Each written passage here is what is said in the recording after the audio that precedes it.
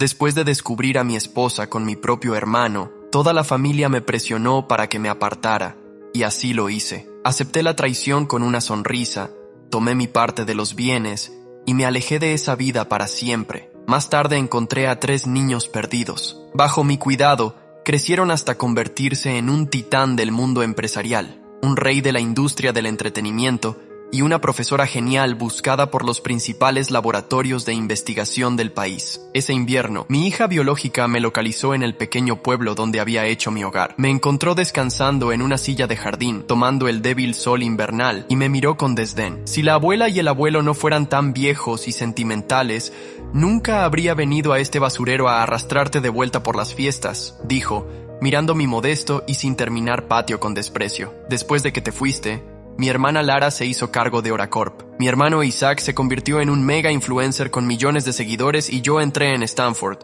Nuestras vidas son mejores que nunca. Me miró con una mirada de triunfo. Entonces, papá, nos dejaste por un poco de dinero. ¿Te arrepientes ahora? Serena me miraba. Su expresión era una máscara de superioridad burlona, claramente esperando que me derrumbara con remordimiento. Pero yo solo la miré y asentí con calma y reflexión. Stanford es una buena escuela, dije. Eso significaba que de alguna manera ella y Talia eran exalumnas. Por supuesto, una mente como la de Talia, única en una generación, era otra cosa completamente. Mi falta de una reacción dramática pareció molestarle. Un destello de resentimiento cruzó su rostro antes de ser reemplazado rápidamente por esa sonrisa de desprecio tan familiar. Se acerca el año nuevo. También es el cumpleaños número 80 del abuelo. La abuela ya está mayor y está preocupada por ti. Insistió en que viniera a buscarte. Suspiró dramáticamente. Papá, ya eres un adulto. Es hora de que seas un poco más considerado. Pensé por un momento. Le debía a mis padres. Ya estaban viejos, y pese a la amargura entre nosotros, un hijo tiene un deber. Serena confundió mi silencio con debilidad. Sus ojos, al recorrer la pequeña casa rural que acababa de comprar y aún no había tenido tiempo de renovar, rezumaban desprecio. Parece que no te ha ido muy bien desde que nos abandonaste, pero no te preocupes, añadió con un tono lleno de falsa magnanimidad. Legalmente sigues siendo nuestro padre. Te enviaremos un cheque cuando seas viejo y no puedas trabajar. Pero que quede claro, puede que la abuela aún te vea como su hijo, pero en nuestros corazones el verdadero papá siempre ha sido el tío Hugo. Estudié a la joven que tenía delante. El desprecio en sus ojos era idéntico al que vi hace años. Una niña pequeña parada fríamente en lo alto de las escaleras. Era tan pequeña, pero su fuerza fue sorprendente cuando me empujó ardiendo con fiebre alta y me hizo caer por las escaleras. Su voz había sido aguda con sospecha. Tú no eres mi papi. El tío Hugo es mi papi. Mamá y papá deben estar juntos. No lastimes a mi papá, hombre malo. Y detrás de ella, escondido entre las sombras, mi hermano Hugo llevaba una expresión de júbilo triunfante. El empujón de Serena me había fracturado una pierna. Combinado con la fiebre, estuve inconsciente en el hospital durante 3 días. Pero al despertar, todos se pusieron del lado de Hugo, acusándome de acosarlo. Hermano, puedes golpearme, maldecirme, calumniarme, lo aceptaré, dijo Hugo con lágrimas en los ojos. Pero no puedes usar a tu propia hija en tus planes, solo lo toqué suavemente. Solloza Serena de 7 años, su pequeño cuerpo temblando. Papá se cayó solo. La miré con asombro. Serena, ¿por qué estás mintiendo? Solo lloró más fuerte. No estoy mintiendo. El que miente eres tú. Ibas a golpear al tío Hugo. Hugo la levantó en un abrazo protector, secando sus lágrimas. Mi esposa Bianca permanecía al lado con el rostro oscuro de furia. Tienes 7 años, Víctor. ¿Puede una niña de 7 años mentir así? ¿Cuánta fuerza podría tener una niña? Dios, Víctor, ¿cómo puede un hombre ser tan mezquino? Y además escupió las palabras como veneno. Ella es tu hija. Mirando a Serena ahora, la niña que había defendido a mi traidor, mi corazón se sentía como un yermo desolado. Sí, era mi hija, el tesoro que había amado, convertido en un arma en manos ajenas y clavado profundo en mi pecho. Todo lo que sentía ahora era una decepción profunda y cansada que dibujó una sonrisa sarcástica en mis labios. No te preocupes, tu madre y yo estamos divorciados desde hace tiempo. Me iré justo después de las fiestas. Antes de irme, envié un mensaje al chat grupal que compartía con mis verdaderos hijos. Este año pasaremos el año nuevo en casa de su abuela. 3 respuestas inmediatas de «Entendido, papá», iluminaron mi pantalla y una calidez se extendió por mi pecho. En todos estos años, con estos hijos a mi lado, nunca me sentí solo. Al día siguiente empaqué una pequeña maleta y regresé con Serena a la antigua casa familiar. Entraba en la casa y era exactamente como la recordaba. Por un momento me sentí perdido en el tiempo. Nada había cambiado. Al ingresar, vi de inmediato al hombre que ahora Serena llamaba padre, el actual esposo de mi exesposa, mi propio hermano Hugo. Vestido con un traje perfectamente entallado y gafas de montura dorada, se movía entre los amigos y familiares con un aire de encanto académico. En cuanto me vio, su rostro se iluminó con una sonrisa cálida y acogedora. «Hermano, ha pasado tanto tiempo. Estábamos tan preocupados por ti. Hoy es el cumpleaños número 80 de papá. Todos esperábamos que vinieras. Hace frío afuera. Entra. Tómate un té caliente». Los familiares alrededor comenzaron a murmurar. Sus miradas eran una mezcla de curiosidad y juicio. Yo era el hijo mayor que había desaparecido por años, descuidando a su familia. Sabía exactamente qué juego estaba jugando Hugo, pero no tenía ganas de participar. Serena, sin embargo, frunció el ceño y me empujó para pasar corriendo junto a Hugo, hablando en voz deliberadamente alta. «Papá, te traje muchos regalos. Mira este reloj.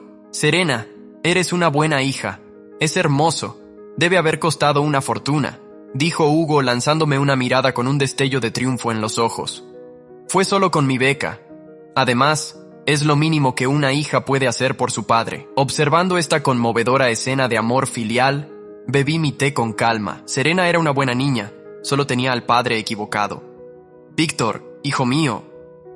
Mi madre salió apresurada de una habitación interna, los ojos llenos de lágrimas al verme. «Has sufrido todos estos años. Estás tan delgado. Qué bueno que volviste. Qué bueno». Me miraba con verdadero dolor en sus ojos. Sabían que habían sido injustos con su hijo mayor. Cuando las inversiones de mi padre fracasaron y la familia se fue a la bancarrota, fui yo quien dejó los estudios para trabajar. Ellos usaron el dinero que les mandaba para apenas sobrevivir y pagar los estudios de Hugo. Más tarde, usé mis ahorros para recomprar la casa familiar para que pudieran jubilarse. Tranquilos. Cuando Hugo regresó de sus estudios en el extranjero, yo le conseguí trabajo en Oracorp mientras me quedaba en casa criando a los 3 hijos. Una sonrisa amarga se dibujó en mis labios. ¿De qué sirvió tanto esfuerzo? Siempre habían preferido a Hugo, el hijo pulido, bien educado, que compartía sus sensibilidades. Yo solo era el vergonzoso esposo que se quedaba en casa. Mientras Oracorp crecía, Hugo parecía el heredero de una fortuna. Era a él a quien Bianca llevaba a las galas y a los eventos de la alta sociedad, aunque fui yo quien la ayudó a construir la empresa desde cero. Yo fui quien crió a los niños. Yo fui quien renunció a su propia educación por su hermano, y sin embargo cada uno de ellos le dio su lealtad, su amor a él. Mi esposa, mi compañera, tuvo una aventura con su propio cuñado justo frente a mis ojos, y todos, incluidos mis propios hijos, lo encubrieron. «Papá, el tío Hugo ya es parte de nosotros. Estudió en el extranjero. Es mejor para todos que él sea el hombre al lado de mamá», me dijo con cuidado mi hija mayor, Lara. «Sí, papá, la imagen lo es todo en nuestro círculo», añadió mi hijo Isaac asintiendo con seriedad. «El tío Hugo es el único que me entiende. Él es mi verdadero papá», declaró Serena sin titubear. Fue entonces cuando lo supe. Mi esposa estaba enamorada de mi hermano y mis hijos ya no eran míos. La noche que descubrí la infidelidad, mis padres me sentaron para una larga conversación. «Tu hermano es testarudo. Por fin regresó de sus estudios y nuestro apellido tiene cierto prestigio ahora. No podemos permitir que siga soltero para siempre. ¿Cierto? Somos familia. Él será bueno con los niños. Solo di que tú y Bianca se divorciaron hace tiempo», me dijeron. «Te daremos otra casa. Puedes mudarte por un tiempo para evitar chismes. Víctor», dijo mi padre con palabras como dagas en mi corazón, «solo cede tu lugar a tu hermano». Mirando el absurdo, grotesco teatro de mi familia, firmé los papeles del divorcio sin pelear. Tomé mi parte de los bienes y salí de esa casa y de esa vida sin mirar atrás. Me mudé al campo y compré una casa pequeña y sencilla. La vida era tranquila, dedicada a mis flores y huerto. Mis hijos biológicos, furiosos porque me había llevado el dinero, me odiaban. En sus ojos yo era un hombre ruin que había usado a una mujer para ascender y luego había abandonado a su familia por codicia. Se negaban a llamarme padre, no importaba. Con el tiempo encontré a 3 nuevos hijos. La primera fue Claire, que se escapó del pueblo vecino cuando sus padres intentaron venderla a un borracho local por una miseria. Les pagué el doble y le compré una nueva vida. Era hermosa y aprendía increíblemente rápido. El segundo fue Leo, un chico que casi muere a golpes por robar un pan en una tienda. Pagué los daños, lo llevé a casa, le cociné una comida caliente y le di ropa limpia. Una luz se encendió en sus oscuros y desesperanzados ojos. Italia. Claire y Leo la encontraron en la estación de autobuses abandonada. Era solo una niña mirando el autobús que partía con una expresión de pérdida pura y desolada. Suspiré, aferrándome a mi billetera cada vez más vacía, y rechinando los dientes, les dije que la trajeran a casa. Durante años, ellos fueron los que se quedaron a mi lado. Ahora que volviste, deberías quedarte, dijo mi madre entonces, su voz cargada de emoción.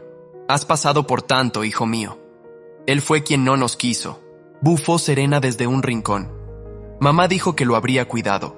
Supongo que por fin se dio cuenta de que no sirve para el mundo real. La miré, un destello de desprecio puro en mis ojos. La había criado con tanto cuidado. Su salud era frágil de pequeña, y yo siempre estuve a su lado. Pero ella odiaba mi atención, mis restricciones, y prefería a Hugo, que la dejaba hacer lo que quisiera. Antes de que pudiera responder, mi padre entró con Bianca y los demás riendo y hablando. ¡Abuela! ¡Abuelo!, gritó Isaac abrazando a nuestra madre. En cuanto me vio, su sonrisa se congeló y una expresión de repulsión cruzó su rostro. ¿Qué haces aún aquí, papá? ¿Qué clase de escena intentas causar ahora? Yo lo invité a volver, espetó mi madre antes de que pudiera hablar. Honestamente, traerlo de vuelta para Año Nuevo. ¡Qué mala suerte!, murmuró Serena por lo bajo. Los rostros de mi padre y de Bianca también se agriaron. Mi hermano casi nunca viene a casa, dijo Hugo dando un paso al frente y actuando como el anfitrión magnánimo. Los invitados murmuraban entre ellos. El hijo menor es tan razonable. Dicen que estudió en el extranjero. Se nota que es más sofisticado. ¿Qué clase de padre tan cruel abandona a sus propios hijos? Abuelo, te trajimos regalos, anunció Isaac alegremente. El asistente ya se encargó de que los entreguen más tarde. El rostro de mi padre se iluminó con eso. Dicen que los hijos de esta familia son tan exitosos. La hija mayor es la CEO de Oracorp.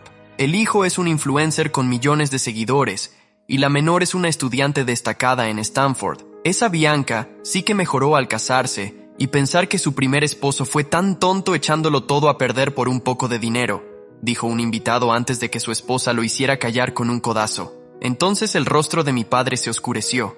Volvió su ira hacia mí. ¿Por qué volviste? No hemos sabido nada de ti en más de una década.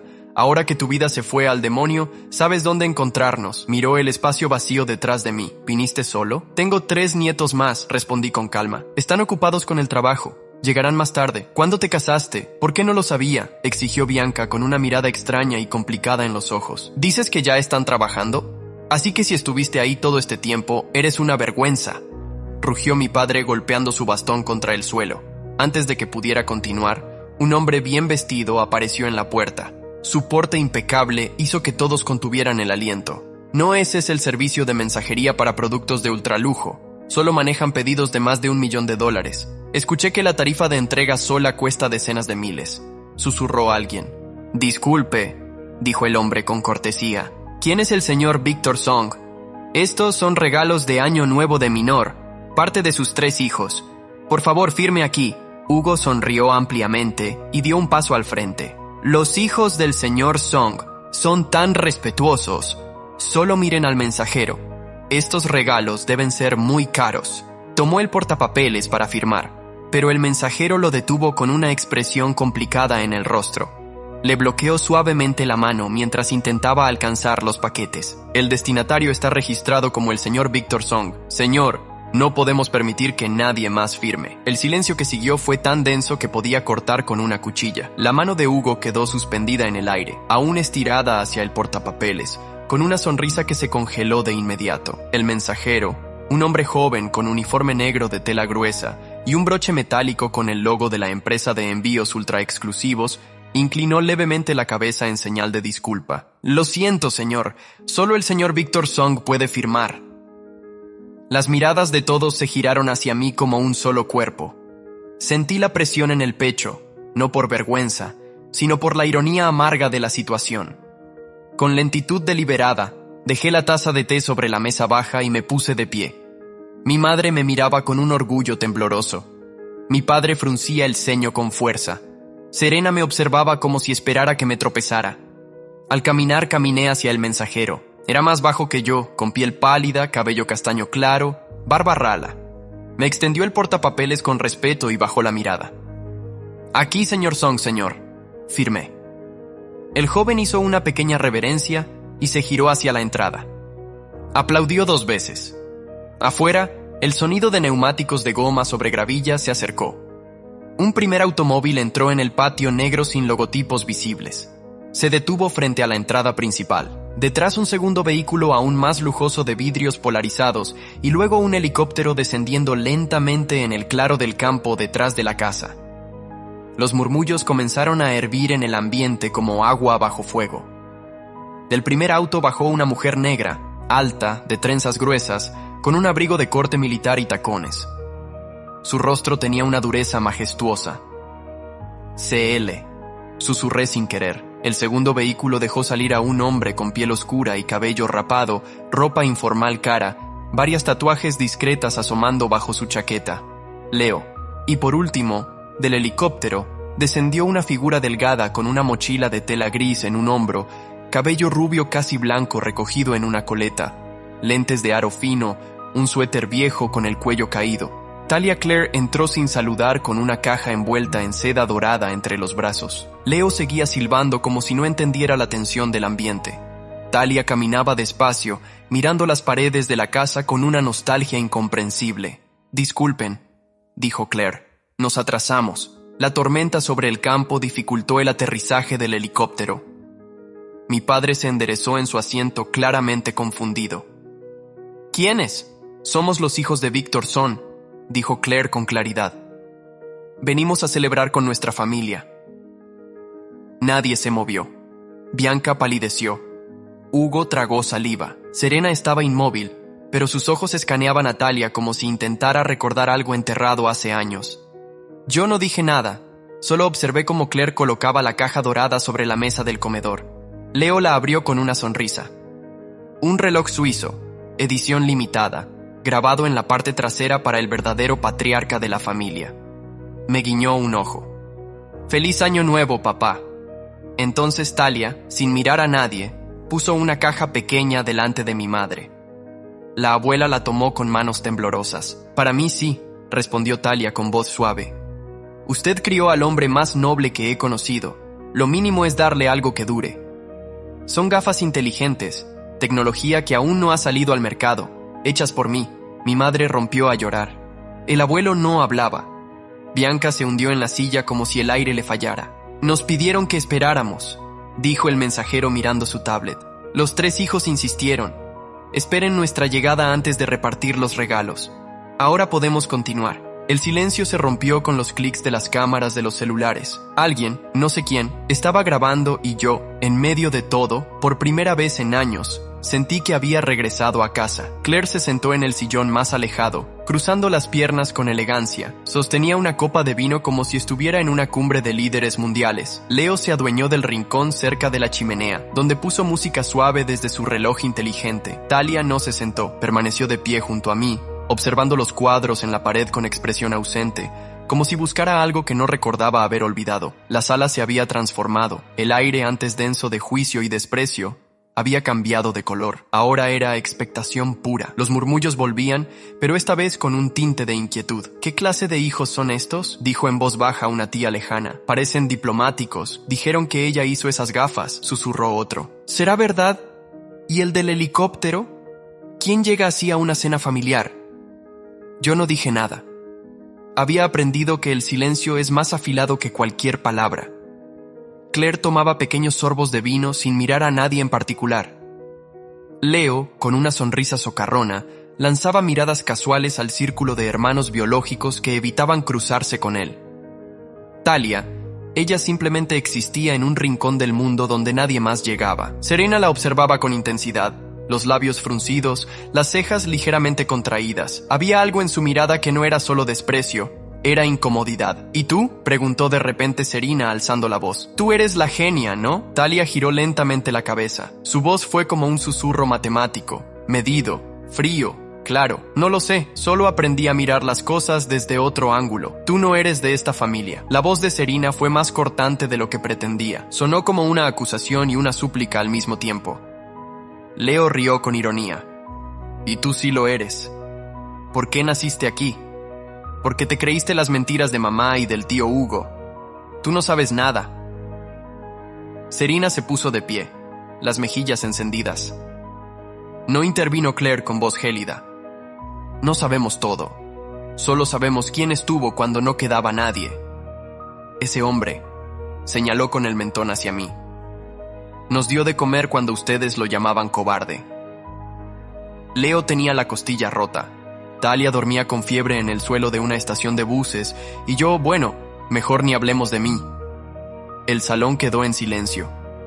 Isaac abrió la boca, pero la cerró de nuevo. Mi papá no abandonó a nadie, continuó Claire. Él fue abandonado por ustedes. El abuelo se removió en su silla molesto. La abuela tenía los ojos cheyelos de lágrimas. Bianca bajó la cabeza. Hugo fingía observar el reloj. ¿Qué? Conveniente, dijo Serena con un brillo herido en la mirada. Ahora quieren parecer mártires. Talia se acercó a ella. La miró de frente, de igual a igual. La rubia y la morena, la científica y la estudiante de élite. El silencio entre ellas era eléctrico. ¿Tú recuerdas a alguien sentado a tu lado cuando tenías fiebre?, preguntó Talia. Serena frunció el ceño. ¿Qué? Cuando tenías 7 años, febril, delirante. ¿Recuerdas una canción? Una voz. Serena tragó saliva. El rubor en sus mejillas no era rabia.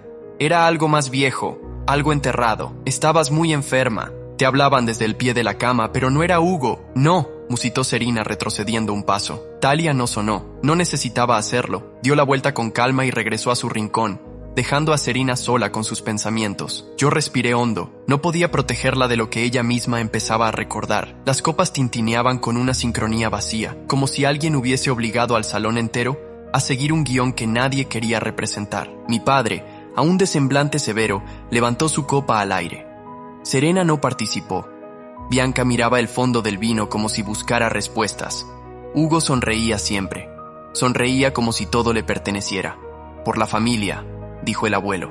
Por la familia, respondieron algunos a media voz. Yo no alcé mi copa, solo observé. Fue entonces cuando Claire se levantó deslizando su copa sobre la mesa sin beber. Se paró al lado de la chimenea, donde el calor apenas alcanzaba a iluminar su silueta elegante. Las trenzas descansaban sobre su abrigo negro. Su expresión era de acero templado.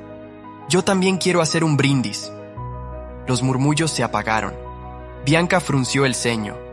Hugo seguía sonriendo, pero sus ojos se afilaron. Quiero brindar por el hombre que me recogió cuando no era más que una cifra para mis padres. Me estaban vendiendo, ¿saben? Por una deuda de juegos. Tenía 15 años.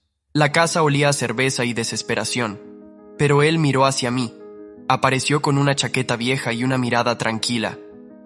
Me ofreció una salida. No pidió nada a cambio. Bebió un sorbo. Me enseñó a pensar antes de hablar, a no rogar respeto, sino a imponerlo con acciones. Yo no estaría viva, mucho menos aquí, si no fuera por él.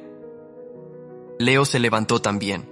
Caminó hacia la mesa sonriendo como siempre, pero esta vez sin humor. Yo robaba, sí, robaba pan y también relojes, no porque me gustaran, sino por hambre. Me partieron las costillas una vez frente a todos. Nadie hizo nada, excepto él. No me denunció. Me dio comida caliente y ropa limpia. Me dijo que no importaba lo que hiciste, sino lo que estás dispuesto a hacer mañana. Levantó la copa. Hubo un silencio espeso, lleno de miradas cruzadas por el único hombre que nunca me miró como basura. Talia se quedó sentada. Todos esperaban que hablara. Serena más que nadie.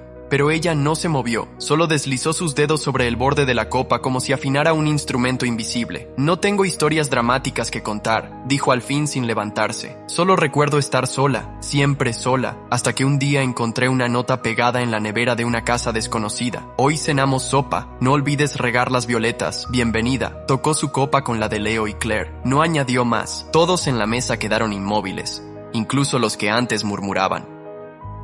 Lara y Isaac no dijeron nada. Serena tenía los ojos bajos. Fue entonces cuando Hugo se levantó. Su sonrisa era casi dolorosa de tan perfecta. «Qué historias conmovedoras», dijo con voz dulce. «Pero aquí también hay una historia. Este hombre que ustedes defienden fue quien abandonó a su propia familia, a sus hijos, a su esposa». Claire soltó una risa seca. «Abandonó. Él firmó papeles que ustedes le pusieron en la cara. Lo invitaron a irse». «Mentira», saltó Bianca. «Él eligió irse». «Lo obligaron», dije. Entonces mi voz, grave y pausada, cortó el aire como cuchillo. Me puse de pie. Me dijeron que me hiciera a un lado, que mi hermano merecía una familia. Me ofrecieron una casa, dinero y silencio. Yo acepté. Hugo sonrió con desdén. «Tú siempre fuiste el dramático, el mártir. Tú siempre fuiste el ladrón», respondí. «Solo que no robaste dinero, robaste rostros, memorias, lugares que no te pertenecían». Serena se puso de pie con fuerza. «Ya basta. Esto es año nuevo. Esto es para la abuela y el abuelo». Claire la miró. «¿Y qué regalo trajiste tú, Serena?» «Porque nosotros trajimos la verdad». El salón entero quedó congelado. Las copas dejaron de tintinear. Y por primera vez el nombre Víctor fue pronunciado con respeto en esa casa. Serena se encerró en el baño durante 20 minutos después del brindis. Cuando volvió, tenía el rostro lavado, pero no había rastro de maquillaje. Sus labios estaban pálidos y su cabello, aunque aún perfecto, parecía menos firme, como si algo invisible lo hubiera desordenado por dentro. Se sentó lejos de todos en el sofá del rincón, con los brazos cruzados y la mirada clavada en la alfombra. Talia la observaba de vez en cuando, sin presión. Su rostro seguía impasible, pero sus ojos, aquellos ojos color hielo, parecían medir las grietas en el muro de Serena, grietas que quizás solo ella podía ver. «¿Quieres que hablemos?», preguntó Talia finalmente. Serena no levantó la vista. «¿Sobre qué?». «Sobre lo que no recuerdas». Serena soltó una risa breve sin humor. «Ahora eres psicóloga también, ¿no? Pero soy buena reconociendo patrones y tú estás llena de ellos». Eso sí la hizo mirar. Sus ojos oscuros estaban irritados, pero no con Talia, con algo dentro de sí misma. «No me conoces. Te escuché cuando gritabas dormida. Hace años dices los mismos nombres, las mismas palabras. No te vi ahí, pero tú tampoco». Talia se sentó a su lado sin tocarla. «Te contaron una historia, y tú la aceptaste porque era más fácil. Pero tu cuerpo recuerda, tu memoria está fragmentada, y en el fondo sabes que esa versión no encaja». «Él se fue», gritó Serena de repente. Algunas cabezas se giraron, pero nadie interrumpió. Nadie se atrevió. «¿O lo empujaron?», preguntó Talia suavemente. Serena se puso de pie, las mejillas encendidas. No intervino. «Yo tenía 7 años. Exactamente». La habitación se llenó de electricidad muda. Serena miró a su alrededor como si buscara un punto de fuga. Sus ojos se detuvieron en mí. Nos miramos por un largo instante. No había rabia en mi rostro ni súplica, solo espera. Serena respiró hondo, temblando. «Recuerdo», dijo en voz baja, «una canción». Talia no dijo nada. «Mi mamá no cantaba, y el tío Hugo, él no sabía esa canción. Era una tontería. Algo sobre una flor en la lluvia». Yo asentí. «La cantaba cuando eran niños, una vieja melodía chilena que mi madre me enseñó». «Fue él», susurró Serena, «más para sí misma que para los demás. Fue él el que se quedó conmigo». Claire apareció entonces en el umbral de la sala con una bandeja de galletas y chocolate caliente. Leo la seguía masticando una galleta con despreocupación. «¿Todo bien por aquí?», preguntó con una ceja alzada. Serena no respondió. Volvió a sentarse, esta vez sin cruzar los brazos. Talia tomó una galleta, la partió en 2 y dejó una mitad en el plato frente a Serena. «No hace falta que te disculpes, solo escucha lo que tu silencio dice». No hubo más palabras, pero algo, aunque leve, había cambiado. Un muro había caído. Aún quedaban muchos, pero el primero era siempre el más difícil. La noche avanzaba con la lentitud de una vela al borde del viento. El ambiente en la casa oscilaba entre la tensión y el desconcierto. Mis hijos adoptivos se habían retirado momentáneamente al jardín para tomar aire fresco. Serena se quedó dentro, sentada en silencio, su teléfono en el regazo, pero sin tocarlo. Bianca se había ido a la cocina a fingir que hacía algo útil, como siempre hacía cuando no sabía cómo lidiar con la realidad. Mi padre no hablaba. Mi madre había subido a descansar con los ojos aún húmedos. Hugo, en cambio, seguía allí, impecable en su traje de lana gris oscuro, la barba perfectamente delineada, sus gafas de montura dorada brillando bajo las luces cálidas del salón. Su sonrisa seguía adherida a su rostro como una máscara de porcelana, falsa, delicada, lista para romperse. «¡Qué noche tan curiosa!», dijo finalmente, sirviéndose un whisky con lentitud. «¿Te refieres a que ya no tienes el control?», dije sin mirar. Él rió, una risa suave, casi melancólica. «No seas tan rencoroso, hermano. Siempre fuiste el más orgulloso, ¿recuerdas? El que no aceptaba ayuda. Tú no dabas ayuda, dabas condiciones». Leo entró justo en ese momento con una botella de espumante y 2 copas. ¿Alguien quiere burbujas o prefieren seguir bebiendo mentiras? Hugo se giró hacia él aún sonriendo. ¿Y tú qué sabes? Eres solo un niño recogido en la calle. Leo no se inmutó. Su rostro, usualmente cálido, se endureció. Soy un hombre que construyó algo de la nada, algo real. ¿Y tú, tío Hugo, que construiste tú sin robar? Basta, dijo Bianca, volviendo de la cocina con las mejillas encendidas. Esta no es tu casa, Leo. No puedes venir aquí a juzgar. Tienes razón, respondí alzando la voz por primera vez en mucho tiempo. Esta casa no es suya. Esta casa me pertenece. Bianca se giró hacia mí con incredulidad. ¿Qué estás diciendo? Saqué del bolsillo interior de mi abrigo un sobre cerrado, viejo, pero bien conservado. Lo abrí con calma y extendí los papeles sobre la mesa. Documentos legales, firmas, sellos notariales. Fui cofundador de Oracorp. Registré la casa a mi nombre cuando la recompré. El testamento original de mis padres aún me nombra como único heredero directo. Hugo nunca lo mencionó. Tú tampoco. Isaac y Lara, que acababan de bajar las escaleras, se detuvieron al escuchar eso. Hugo palideció. Por primera vez, su sonrisa se resquebrajó. ¿Estás mintiendo?, farfulló Bianca. Consulta con tu abogado, dije simplemente. Lara avanzó lentamente, tomó uno de los papeles y lo leyó con el ceño fruncido. Esto es verdadero. El registro de propiedad está a su nombre desde hace más de 10 años. Isaac se acercó con expresión confusa. Papá, ¿por qué? ¿Por qué nunca nos dijiste nada? Porque ustedes no eran mis hijos cuando firmé estos papeles. Mi voz fue baja, pero firme. En sus ojos yo ya era un estorbo. No necesitaban un padre, solo un culpable. El silencio se instaló como una neblina espesa. Fue entonces cuando Hugo, sin máscara alguna, gritó: «Siempre fuiste débil, Víctor, un hombre de campo. Nunca debiste estar con Bianca. Nunca debiste tener esa empresa. Tú no sabías qué hacer con nada de eso. Tú sabías qué hacer con todo excepto con la verdad», dije. Leo estalló en una carcajada y por fin el actor se quedó sin libreto. La noche no había terminado, pero Hugo sí. Su voz se apagó. Su cuerpo se dejó caer pesadamente en la silla más cercana y por primera vez en años vi a mi hermano menor sin su disfraz, solo un hombre cansado de sí mismo. Bianca me seguía por el corredor como una sombra que ya no sabía cómo proyectarse. Sus tacones golpeaban el piso de madera con una insistencia vacía. La última discusión con Hugo la había dejado temblando. Ya no gritaba, ni cuestionaba, ni sonreía con arrogancia. Solo me seguía. «Víctor», dijo cuando estábamos lejos de los demás. «Necesito hablar contigo». Me detuve. La puerta trasera daba al jardín que yo mismo había sembrado años atrás antes de irme. Las rosas aún florecían, torcidas, salvajes, como todo lo que alguna vez toqué. Bianca, de pie bajo la luz tenue del alpendre, parecía más joven de lo que recordaba o más frágil. Sus ojos azules estaban hinchados. Por fin ella no estaba actuando. «¿Lo sabías todo este tiempo?», preguntó con voz quebrada. «¿Sabías que Hugo me perseguía desde antes? ¿Sabías que los niños me despreciaban?» Asentí lentamente. Lo supe, pero preferí no verlo. Amar no es vigilar, es confiar. Ella bajó la mirada. Yo pensé que él me entendía mejor, que tú te conformabas con poco, con tu huerto, con tus libros viejos, con tu casa sencilla.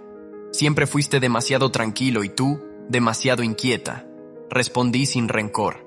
Hubo un silencio largo, solo interrumpido por el viento moviendo las ramas. ¿Y si me hubiera quedado?, preguntó de pronto. Si hubiera elegido quedarme contigo, entonces, dije sin dudar, te habrías destruido por dentro. Ella rió entre lágrimas. Eres cruel cuando dices la verdad. No, solo no te odio. Eso la desarmó. Se sentó en el banco de piedra junto al limonero ese que plantamos cuando Serena nació. Las hojas bailaban sobre ella como si quisieran cubrirla de algo que ya no se podía proteger. Cuando Hugo se cansaba de fingir, me hablaba como si yo fuera una empleada. Cuando los niños lloraban, se encerraba en su estudio. Cuando tú te fuiste, me di cuenta de que habías sido tú quien me empujó, le recordé. Tú quien negó que una niña pudiera mentir. Tú quien pidió que firmara sin rechistar. Estaba asustada y sola. Tenía miedo de perder el mundo perfecto que habíamos construido, aunque fuera mentira, y lo perdiste igual. Bianca se cubrió el rostro con las manos. Lloró, no con escándalo, con ese llanto profundo y sin solución que solo conocen los que entienden demasiado tarde. No vine por venganza, le dije después de un rato. Vine porque mis padres me lo pidieron y porque mi hija me... Miró a los ojos con desprecio, y no sentí nada. Esa fue mi señal de que ya no era suyo ni de nadie, excepto de los que me eligieron. Bianca se levantó lentamente. Caminó hasta mí. Por un instante pensé que iba a abrazarme, pero no lo hizo. Solo puso una mano en mi brazo, cálida, insegura. ¿Hay redención para alguien como yo? Hay consecuencias y hay caminos nuevos. Tú eliges cuál seguir. Ella asintió. Sus dedos me soltaron. Se dio media vuelta y volvió a la casa sola, como había vivido desde que me traicionó. Desde el umbral, Claire la observaba con los brazos cruzados. Sus ojos eran dos cuchillas envainadas. Cuando Bianca pasó junto a ella, la joven no se movió, pero Bianca sí, bajó la cabeza. Había perdido incluso el derecho a levantarla frente a mi hija. Había pasado la medianoche, pero nadie parecía tener prisa en marcharse. Las luces seguían encendidas, y la atmósfera en la casa era como una olla que apenas había comenzado a hervir. Las conversaciones eran más susurros que palabras. Algunos invitados se habían retirado discretamente, otros permanecían por puro morbo. Lara y Isaac estaban sentados juntos en el antiguo escritorio del abuelo en el salón contiguo. El aire olía a cuero envejecido y madera barnizada. Ella, con su cabello negro recogido en un moño apretado, sostenía una carpeta vieja.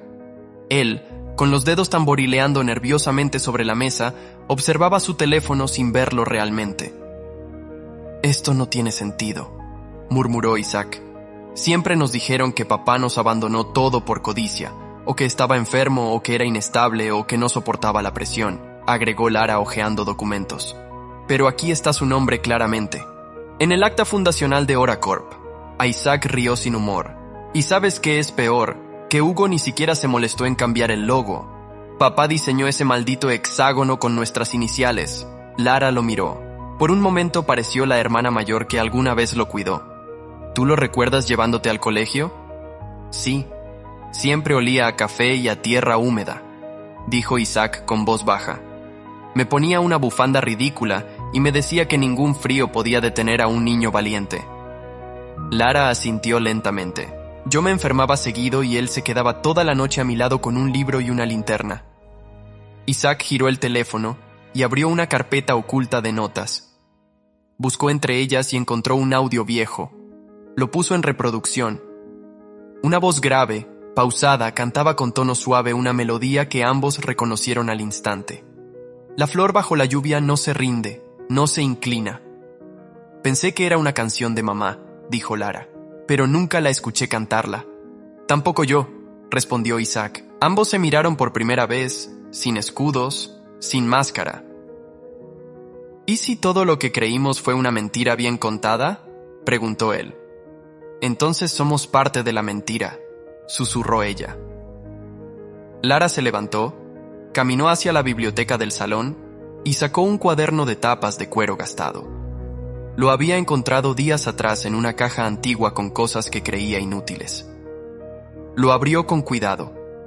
Reconoció la letra. Era el diario de su madre. Leyó un párrafo en voz alta. No sé cuándo comenzó. Hugo me miraba de una forma distinta. Víctor estaba tan ocupado cuidando a los niños. Yo quería algo más. Me dejé llevar. Me arrepiento, pero no sé si quiero retroceder. Tengo miedo de perderlo todo, aunque eso implique perder a Víctor. Isaac cerró los ojos. Mamá sabía. Y aún así... Lara volvió a sentarse. El diario temblaba entre sus dedos. ¿Crees que aún tenemos derecho a llamarlo papá? Isaac no respondió de inmediato. Luego levantó la vista, sus ojos verdes más apagados que nunca. Tal vez si empezamos a actuar como hijos, él vuelva a hacerlo. En el umbral, sin que ellos lo notaran, Talia los observaba, no con juicio, sino con una tristeza serena, como quien presencia el deshielo de un invierno muy largo. El desayuno del día siguiente fue más silencioso que cualquier comida anterior. El sol invernal entraba por las ventanas altas del comedor, dorando la mesa larga donde ahora nadie tenía mucho que decir. El abuelo se sentó en la cabecera, su bastón descansando sobre el regazo. La abuela Lu acompañaba con las manos cruzadas frente al plato, como si rezara sin hablar. Claire y Leo estaban a mi lado. Talia no había bajado aún, Serena tampoco. Isaac y Lara llegaban con ojos cansados y una tensión que ya no ocultaban.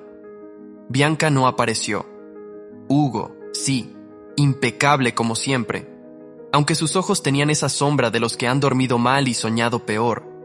Yo no esperaba nada más de esa mañana, pero la abuela se levantó de pronto, caminó lentamente hacia el aparador, abrió una de las gavetas inferiores y sacó un sobre viejo sellado con cera ya agrietada. «Esto lo guardé hace muchos años», dijo. «Tu padre pensó que lo había destruido, pero no pude. Lo escondí en el doble fondo del mueble donde guardamos las vajillas de plata». El abuelo frunció el ceño. «¿Qué haces, Mariela?» «Lo que debía haber hecho hace 15 años», respondió ella con firmeza. Me entregó el sobre con las manos temblorosas. Lo abrí despacio. Dentro estaban los documentos originales del testamento familiar, el verdadero con fecha de casi 20 años atrás. En él mi padre me nombraba único heredero de la casa, del nombre y del patrimonio familiar restante. No figuraban cambios, adiciones, ni menciones a Hugo, ni a Bianca. «Yo no recuerdo haber firmado esto», dijo el abuelo, pero su voz era débil, vacilante. «Lo firmaste», afirmó la abuela. «Después de que Víctor recompró la casa, después de que ayudó a Hugo a conseguir trabajo, dijiste que era justo». La tensión en la sala se volvió tangible. Hugo bajó la vista. Lara y Isaac se miraron entre sí. «Entonces lo reescribimos más tarde», musitó Hugo. «Solo por conveniencia». «Conveniencia», intervino Claire con frialdad. «O ambición». Leo sacó su teléfono, tomó una foto del documento. «Ya envié esto a mis abogados», dijo, casi con diversión, solo para proteger al viejo. El abuelo me miró con ojos cansados.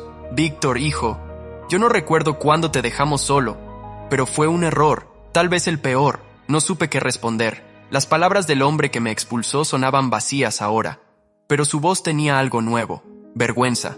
Serena bajó entonces las escaleras. Su cabello estaba desordenado. Llevaba una bufanda vieja, mía reconocí, y un gesto indeciso. Se detuvo al ver el papel en mis manos. «¿Qué es eso?» Talia apareció justo detrás de ella, aún abrochando los últimos botones de su abrigo. «El testamento original», dijo simplemente. Entonces Serena tragó saliva. Todo lo que nos dijeron, todo lo que yo grité era mentira. Lara se acercó a ella. No la abrazó, pero puso una mano sobre su hombro. «No fuimos justos», dijo en voz baja. Isaac se sumó de pie junto a mí. «Papá, no sé si puedes perdonarnos, pero creo que ya no podemos seguir fingiendo». No dije nada, solo puse el testamento sobre la mesa y por primera vez en mucho tiempo sentí que algo se equilibraba en ese hogar, no por justicia divina, sino porque al fin la verdad había encontrado un lugar donde descansar. Talia se había escapado del bullicio antes del almuerzo. Nadie preguntó por ella. Claire, como siempre, supo exactamente dónde encontrarla. La vio a lo lejos, sentada sobre la cerca que rodeaba el viejo huerto de limoneros, con las piernas colgando como una niña que nunca fue. Llevaba suéter gris, jeans descoloridos y el cabello recogido en una trenza improvisada. El cuaderno de laboratorio descansaba sobre sus rodillas. Aunque no lo abría, solo miraba hacia el horizonte, esperando el apocalipsis, bromeó Claire acercándose. «Esperando que la tierra se trague esta casa. Sería más rápido», respondió Talia sin girarse. Claire se sentó a su lado cruzando los brazos sobre las rodillas. «Te vi observando a Serena. ¿Todavía crees que vale la pena?» «No lo sé», dijo Talia encogiéndose de hombros. «Pero si no valiera, no dolería». Claire no respondió. Ambas sabían que algo había cambiado, no solo en Serena, sino en ellas. A lo lejos se escuchó un cello. Las notas eran lentas, puras, como si salieran del suelo mismo. Talia levantó la cabeza. Claire sonrió. Ahí está tu poeta rural. No es poeta, es músico. ¿Y tiene nombre? ¿O todavía lo llamas el de los audios del foro de neurociencia? Talia bajó de la cerca sin responder. Caminó entre los árboles hasta el claro donde Joaquín ensayaba. Era un hombre de unos 27 años, con piel morena avermellada, cabello largo preso en un rabo bajo y ojos oscuros como la tierra mojada. Tocaba el cello con los ojos cerrados, la camisa de lino abierta en el cuello. Su expresión era serena. No sonrió cuando la vio. Continuó tocando. Talia esperó. Cuando terminó, solo entonces él habló. Llegaste tarde. No sabía que habíamos quedado en nada. No hace falta decirlo. Uno llega cuando quiere estar. Ella se sentó en el tronco caído que usaban como banco improvisado. La familia está en plena erupción, el volcán de las generaciones. ¿Y tú estás en el cráter o mirando desde lejos? Depende de la hora. Joaquín afinó una cuerda con cuidado. He escuchado tus conferencias, pero me gustas más cuando callas. ¿Y tú?, preguntó ella. ¿Por qué alguien como tú vive en este pueblo perdido? Porque el silencio aquí es real. No es vacío, es fértil. Ella lo miró. Su rostro no tenía pretensión.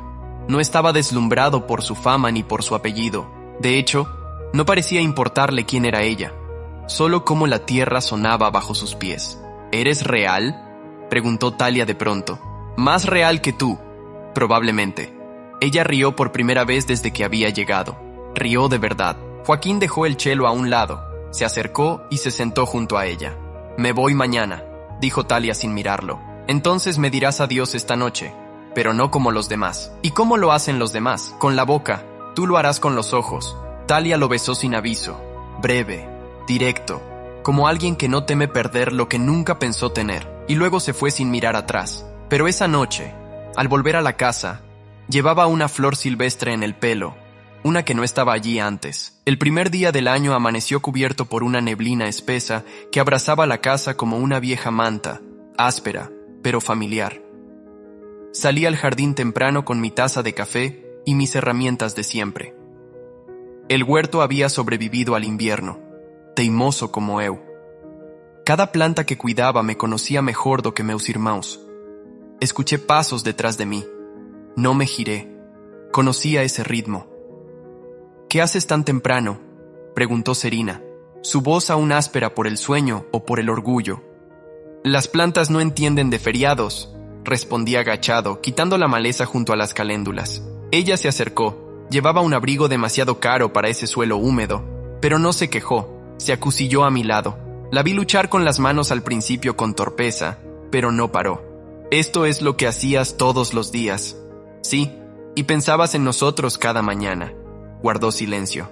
Su respiración se acompasó con la mía. Anoche soñé que tenías razón, que todo lo que me contaron fue una gran obra de teatro. No necesitas que lo confirme, ya lo sabes. Me miró. Sus ojos estaban limpios por primera vez en años. No puedo cambiar lo que dije ni lo que creí. No te pido que lo hagas. Solo que no repitas las mentiras que te dijeron. Se quedó quieta. Luego asintió. Claire me dejó una carta. Leo me dio un abrazo. Talia, su voz se quebró. Ella no me odia. A pesar de todo.